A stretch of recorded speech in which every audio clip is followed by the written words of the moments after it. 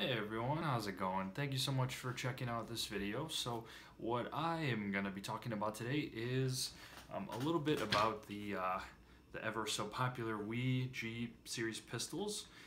What I mainly would like to cover on today's video is just kind of letting you guys know what would be the first parts, like the first few parts that tend to malfunction slash break on these particular pistols. So typically you hear the whole rumor of the outer barrel being the first thing to break, and I'll kind of discuss why that would be the case and where the break would most likely occur, and then of course solutions for this break, upgraded parts and so on. And then another piece of it would be the internals, which would be the nozzle for certain models though. So I'm just going to go ahead and talk a little bit more, and I hope you guys enjoy.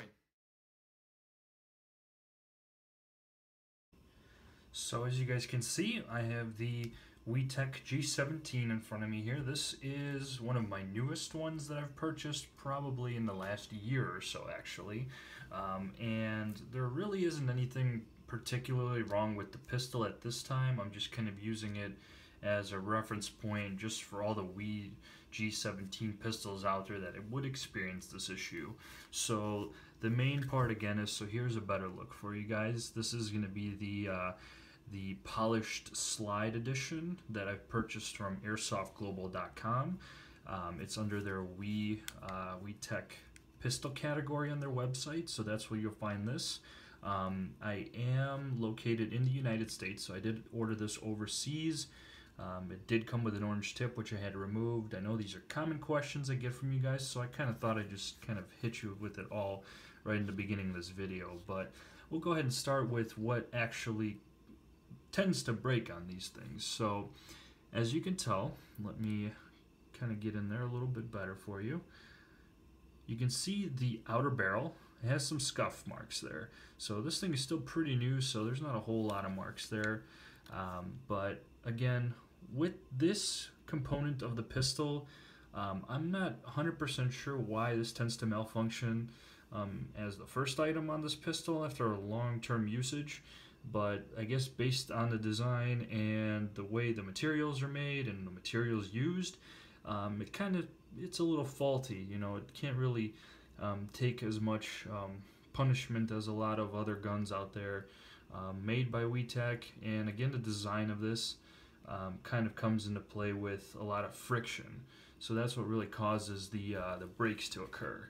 So typically to get access into these, let me kind of brighten this up. I don't know why it got dark on me. There we go. To get inside of these, you'd go ahead and rack the gun, make sure the hammer's locked, put these two pins down so then the slide comes off, and then from there you'll be able to see the whole internal portion for the slide of the gun, and then of course the outer barrel. So I do have some barrels here from my previous G17 that I'd like to share with you guys. I'll take these out real quick. So this one right here, for example, is probably my oldest barrel that I currently have. This one is from my original G17 tan edition that I had upgraded with the steel barrel.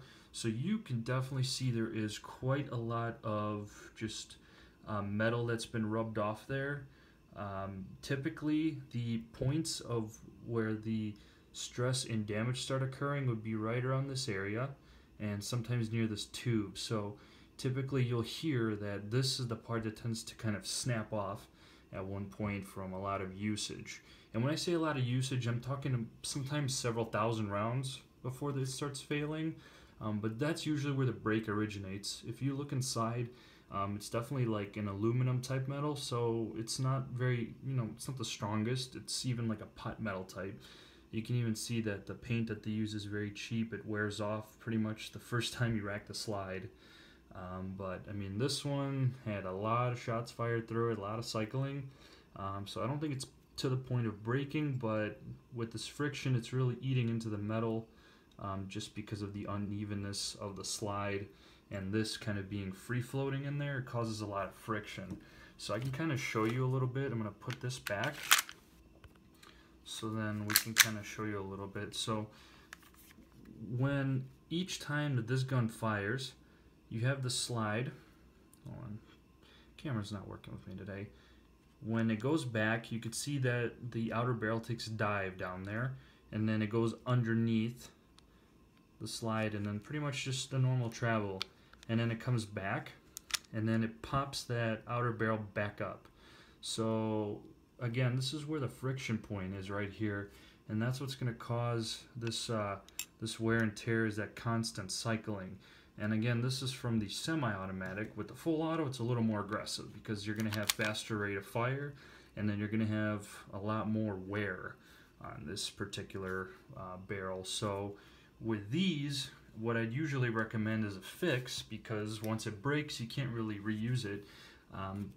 You want to go ahead and get the Garter upgraded barrel. So this is my G18c with the steel barrel. So as you can see inside,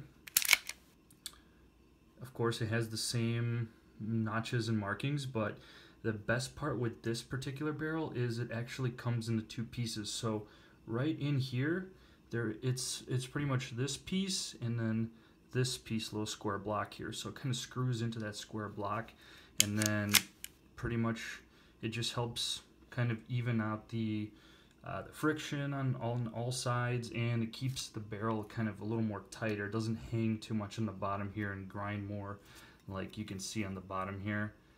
That's pretty much from the friction of rubbing on this part of the slide. So this one is an overall great design, and it actually gives it a more heavier feel because it's all steel. It's going to be very heavy and very strong. You can already see how thick the metal is right there. It's really thick. Where I purchased this from is actually from Evike for about $20 or so back then. I'm not sure what the price is now. I know they still sell it because I was looking to upgrade my stainless steel or chrome polished slide edition with that same barrel, and it'll work just fine. As you can tell, this was for the G17, but it fits on the G18 just fine, so it is cross-compatible, which is definitely a very nice thing to have. But that's really it for the G17 issue / G18c issue with the outer barrel. So I'll go into the next segment talking about the nozzle problem. So let's get into that, guys. Alrighty, so as you guys saw, I did include my G18c in the first portion of the video. So right now, the second segment for the WeTech OEM parts would be the GBB nozzle in here. So these typically love to fail on the full auto versions of these pistols. So that would be for the G18c, G23, the 26, the G35, and I think there's a G33 Advanced full auto. So all of those will definitely take a much just larger abuse on the nozzle as opposed to the regular semi-automatic version. And the thing to remember is there is some slight differences between the nozzles on these two. I wish I can show you a little bit more in depth, but from the outside you can tell that they all look the same, but on the inside there's a different spring mechanism. As the G18c, it needs to have kind of a lighter spring because it's going to be recoiling faster, you know, because it's got the full auto version on there, or full auto selector switch. So with that, it is going to need to be designed a little bit differently. The way that these really start breaking, I mean, it's not really anything that you'd be doing on your end that's, like, you know, incorrect. It's just the way that the design of the pistol is. It's just the manufacturer that really didn't take time into really, building it correctly to withstand a lot of abuse.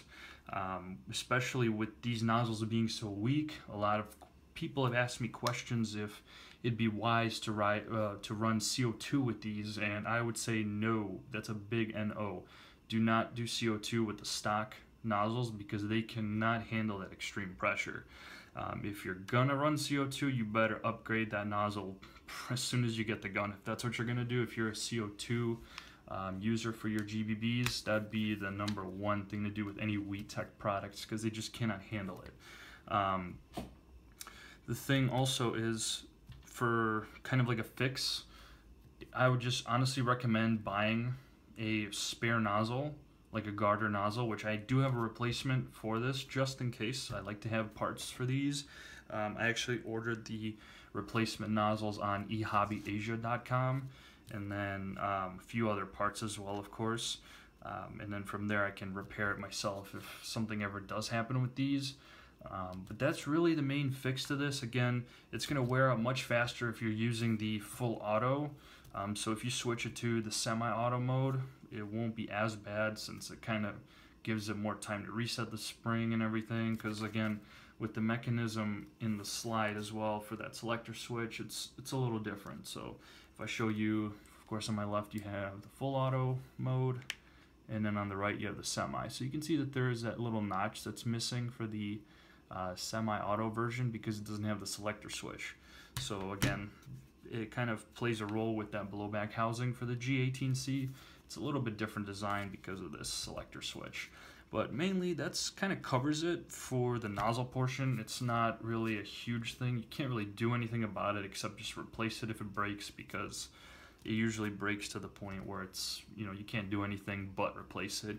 Kind of same thing goes for the barrel.